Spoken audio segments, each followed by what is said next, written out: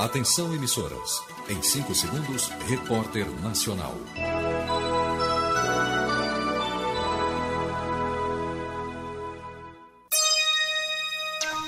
Em Brasília, meio-dia. Maior operação da Polícia Federal revela que frigoríficos vendiam até carne podre.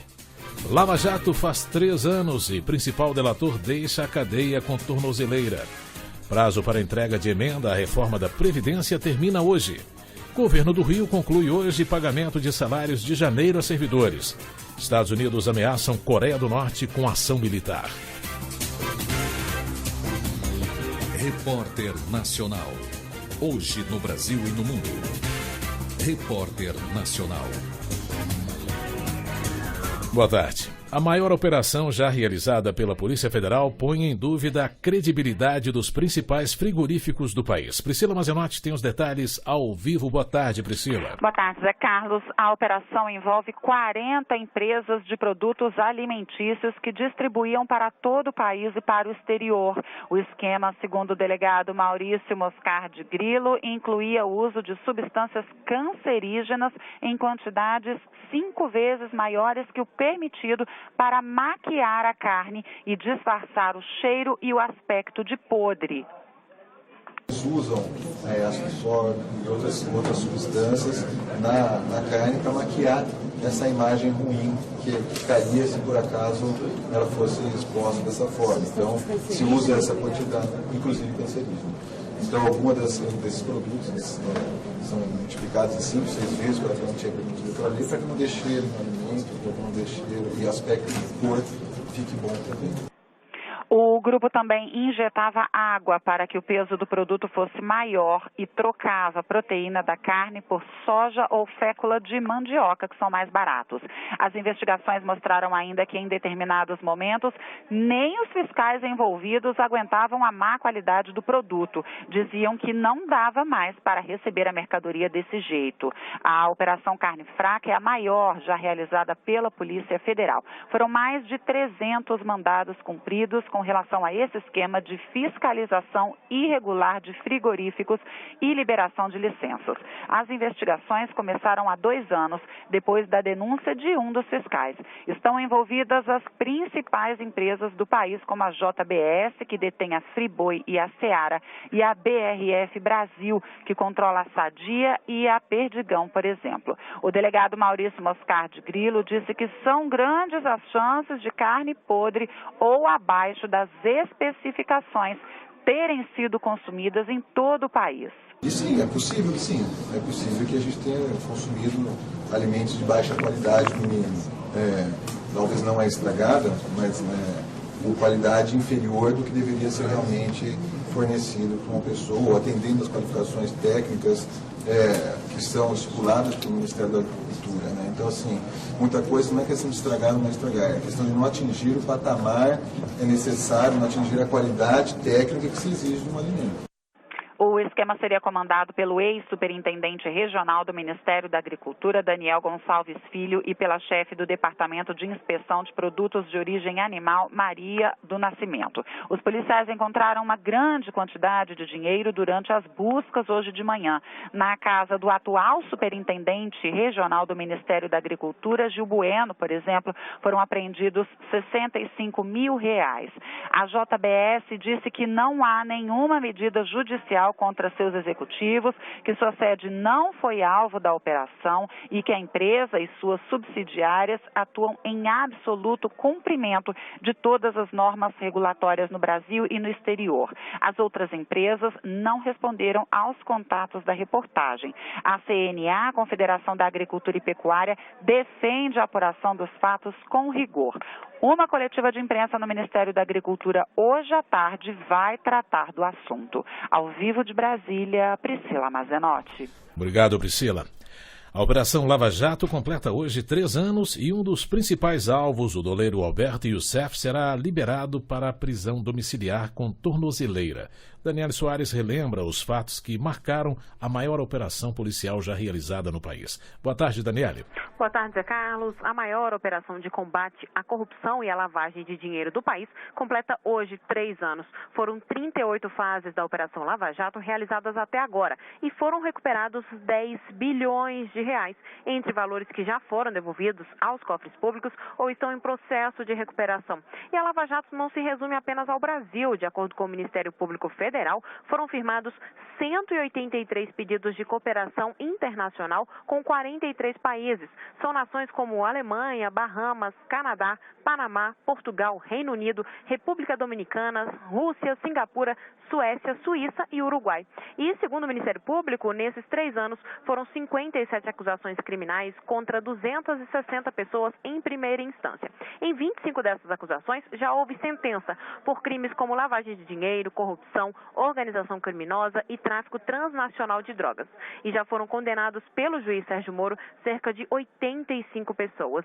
E no dia em que a Lava Jato completa 3 anos, um dos principais delatores do esquema, o doleiro Alberto Youssef, ganha a liberdade. A defesa dele ainda não informou detalhes do fim da pena de Youssef, mas confirmou que, na verdade, ele vai retirar a tornozeleira eletrônica hoje. Youssef foi condenado na Lava Jato a mais de 100 anos de prisão em vários processos. Mas como assinou acordo de delação, ficou apenas 3 anos preso. Ele foi detido na primeira fase da operação em março de 2014. Cumpriu pena em regime fechado até novembro do ano passado e então saiu da carceragem da Polícia Federal em Curitiba e colocou a tornozeleira eletrônica, cumprindo então o regime domiciliar. Youssef foi considerado peça-chave na revelação do esquema de corrupção na Petrobras. Mas este não foi o primeiro envolvimento do doleiro em escândalos de corrupção. Youssef ficou conhecido a partir do caso Banestado, que investigou o envio ilegal de dinheiro para o exterior por meio do Banco do Estado do Paraná. Youssef foi preso à época e assinou o primeiro acordo de colaboração da história brasileira. Ele tinha se comprometido a não praticar novos crimes. Ao vivo de Brasília, Daniele Soares. Obrigado, Daniele. Agora 12:07. Repórter Nacional. A Secretaria Estadual de Fazenda do Rio de Janeiro informou que vai quitar hoje os salários de janeiro dos servidores que ainda não tinham recebido o pagamento integral. Apenas os servidores com vencimentos superiores a R$ 2.842 ainda têm algum valor a receber. Ao todo, o governo depositará R$ 145 milhões para cerca de 30 mil servidores. Esta última parcela seria paga em 2 vezes, nos dias 21 e 22, mas elas acabaram sendo unificadas e antecipadas para hoje devido ao aumento da arrecadação tributária do Estado. Ao todo, o Estado tem cerca de 500 mil servidores ativos, inativos e pensionistas. O presidente Michel Temer está em São Paulo. Vamos falar ao vivo com a repórter Eliane Gonçalves. Boa tarde, Eliane. Boa tarde, Zé Carlos. Boa tarde a todos. Olha, o presidente está nesse momento falando para uma plateia formada principalmente por empresários no Comitê de Líderes da Mobilização Empresarial pela Inovação. O presidente fala sobre as medidas tomadas pelo governo e já aprovadas pelo Congresso Nacional e que, segundo ele, podem estimular a inovação no setor. Ele lembrou, Michel Temer, que o governo é marcado pelo diálogo e que a aprovação de 56 medidas desde o início do governo pelo Congresso Nacional mostra essa capacidade do diálogo. Dessas 56 medidas, o presidente está destacando algumas em seu discurso. Já falou sobre a emenda à Constituição que estabeleceu um teto de gastos, defendeu a reforma trabalhista, chamando a atenção em especial para um ponto que costuma gerar muita crítica junto aos sindicatos, que é a prevalência do acordado entre patrão e trabalhadores sobre a legislação trabalhista, e Michel Temer chamou também a atenção para a reforma do ensino médio, dando destaque ao prazo que foi necessário para a mudança de apenas 6 meses e que o novo ensino médio está apenas aguardando ser regulamentado para que possa ser implementado. Agora há pouco ele defendeu a reforma da Previdência e pediu o apoio dos empresários para ajudar a gerenciar o país. Antes de começar a listar os projetos, Michel Temer lembrou que as instituições da República e as pessoas que estão lá são representantes do povo e não foram colocados nesse lugar por intervenção divina. Zé Carlos. Muito obrigado, Eliane. Termina hoje o prazo para que os deputados apresentem emendas à comissão especial que analisa a proposta de reforma da Previdência. O prazo, que havia terminado na última terça-feira, foi prorrogado até às 6h30 da noite. O presidente da Câmara, Rodrigo Maia, reabriu o prazo depois de sucessivos pedidos de deputados que não conseguiram as 171 assinaturas de apoio às suas emendas. As propostas visam a alterar pontos específicos, suprimir ou modificar a totalidade da proposta de emenda à Constituição, PEC 287. O texto da reforma da Previdência fixa, entre outros pontos, a idade mínima de 65 anos para a aposentadoria de homens e mulheres, com contribuição mínima de 25 anos, e estabelece regras de transição para o novo regime. A maior parte das emendas tenta assegurar direitos previstos na legislação atual e que o texto encaminhado pelo governo pretende mudar. O Índice Geral de Preços, Mercado, IGPM, usado no reajuste de contratos de aluguel, registrou taxa de 0,08% na segunda prévia de março. O indicador acumula taxa de 4,92% em 12 meses. De acordo com a Fundação Getúlio Vargas, a alta do índice de fevereiro para março foi provocada pelo aumento do custo da construção civil e dos preços no atacado. E agora o mercado financeiro. A Bovespa, Bolsa de Valores de São Paulo, opera em queda de 0,61%, com 65.383 pontos. O dólar comercial, também em queda de 0,39%, está cotado em R$ 3,103. Agora, 12:11. O tempo hoje, agora no Repórter Nacional. O avanço de uma frente fria pelo sudeste e parte do interior do país deixa o tempo com pancadas de chuva desde o extremo norte de Santa Catarina, Paraná e em São Paulo. Pancadas de chuva também em grande parte da região norte, centro-oeste, no Maranhão, centro-sul do Piauí, oeste de Minas Gerais, oeste de Pernambuco, nordeste da Bahia e em Sergipe. No Rio de Janeiro, há possibilidade de pancadas de chuva a partir da tarde. As informações são do CPTEC, Centro de Previsão de Tempo e Estudos Climáticos. 62 pessoas morreram nas inundações causadas pelas intensas chuvas e cheias de rios, no Peru. Especialistas afirmam que o período chuvoso, que começou em dezembro, vai continuar até o final de abril pelo aumento da temperatura no litoral norte. Entre as vítimas das últimas horas está uma menina de 6 anos que morreu ao ser arrastada por um deslizamento próximo à praia Punta Hermosa, 45 quilômetros ao sul de Lima. A força da água arrastou pedras e árvores. E os Estados Unidos não descartam uma intervenção militar contra a Coreia do Norte. As informações com Elcio Ramalho, da Rádio França Internacional. O secretário de Estado norte-americano, Rex Tillerson, declarou hoje em Seul, a capital da Coreia do Sul, que a paciência estratégica dos Estados Unidos com a Coreia do Norte terminou. Segundo ele, Washington reflete sobre uma série de medidas contra o regime de Pyongyang, entre elas uma ação militar. Tillerson, vamos lembrar, faz uma viagem pela Ásia, onde tenta traçar o futuro das relações entre os Estados Unidos e a China e também apaziguar a tensão na Península Coreana. E ontem, ao passar por Tóquio, Tillerson já havia comentado sobre o fracasso dos esforços diplomáticos das últimas décadas para conter as ambições nucleares da Coreia do Norte. E hoje o presidente dos Estados Unidos, Donald Trump, recebe a chanceler da Alemanha, Angela Merkel, na Casa Branca. Na pauta, o futuro da Aliança do Atlântico Norte, OTAN, e as relações com a Rússia. Outro assunto polêmico é o compromisso com as ações de combate às mudanças climáticas. A Alemanha é a economia mais forte da Europa e quer garantias de que os Estados Unidos vão continuar apoiando a União Europeia. Quando era candidato, o presidente americano criticou Angela Merkel por permitir a entrada de centenas de milhares de refugiados na Alemanha. Uma segunda pessoa foi detida hoje, um dia após um tiroteio em uma escola do sul da França, onde um adolescente fortemente armado feriu levemente vários colegas e o diretor do centro. O adolescente que invadiu a escola carregava uma arma de ar comprimido, 2 pistolas e 2 granadas, mas só deixou feridos com a arma de ar comprimido. A Polícia Federal informou que o brasileiro Ricardo Leonel Lima chegou ontem à noite ao Brasil depois de ser extraditado pelo governo português. Ele será encaminhado ainda hoje ao Presídio Regional de Diamantina. Ricardo foi condenado a 20 anos de prisão pelo homicídio duplamente qualificado de sua ex-namorada em dezembro de 2003 e fugiu em 2007 para Portugal. Descoberto em setembro do ano passado, o brasileiro foi preso. O crime ocorreu em Minas Gerais. De acordo com a Polícia Federal, o motivo seria o fim do relacionamento. Em Portugal, Ricardo morava na cidade de Queluz com esposa e filho, onde trabalhava como operário de uma indústria açucareira. No Rio de Janeiro, escolas irão funcionar como postos de vacinação contra a febre amarela. Joana Moscatelli. Escolas da rede estadual vão funcionar como locais de vacinação no Rio de Janeiro. Segundo a Secretaria de Saúde, a prioridade nas 1.250 unidades é atender pais e alunos. Em Casimiro de Abreu, onde ocorreu a primeira morte confirmada por febre amarela, a vacinação em 24 escolas municipais e 12 postos de saúde começou nesta quinta-feira.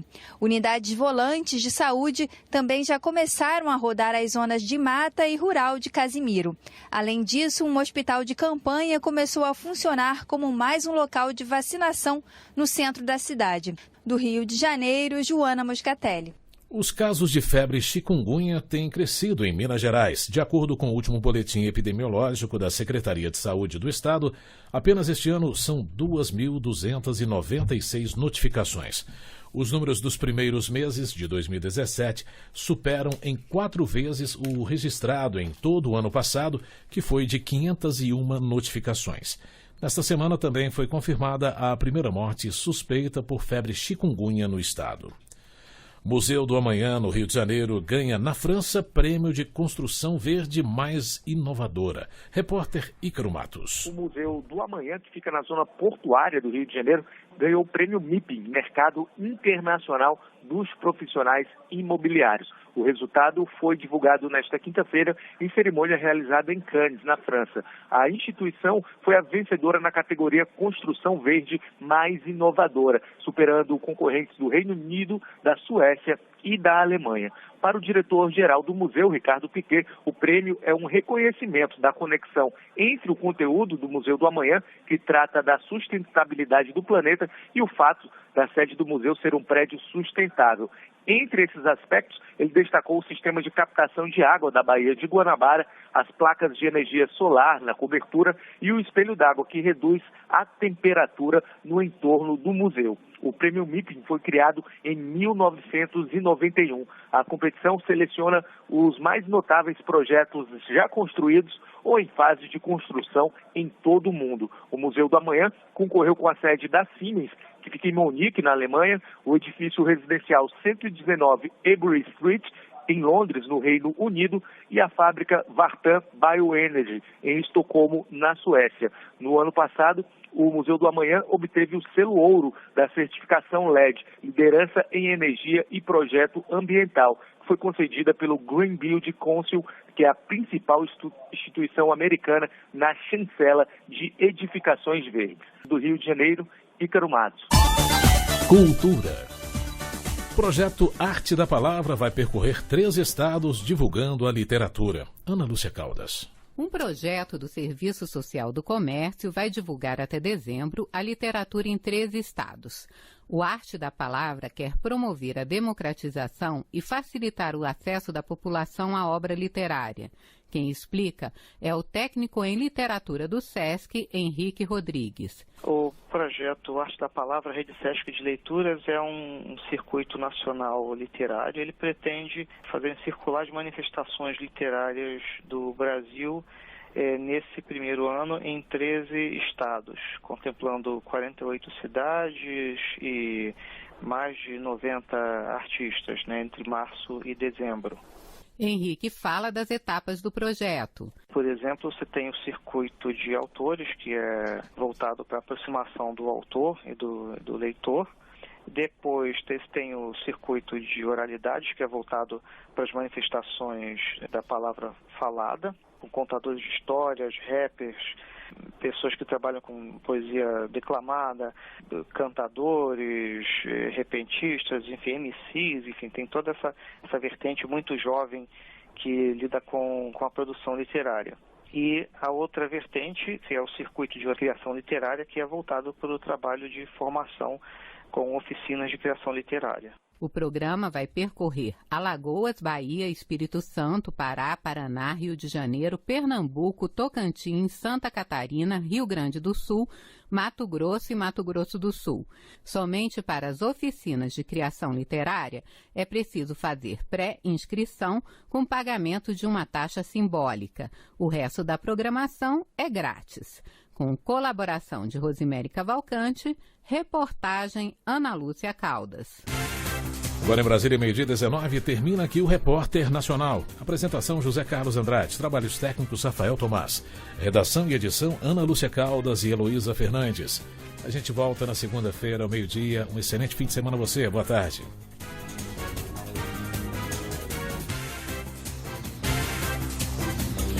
Repórter Nacional. Hoje no Brasil e no mundo. Repórter Nacional.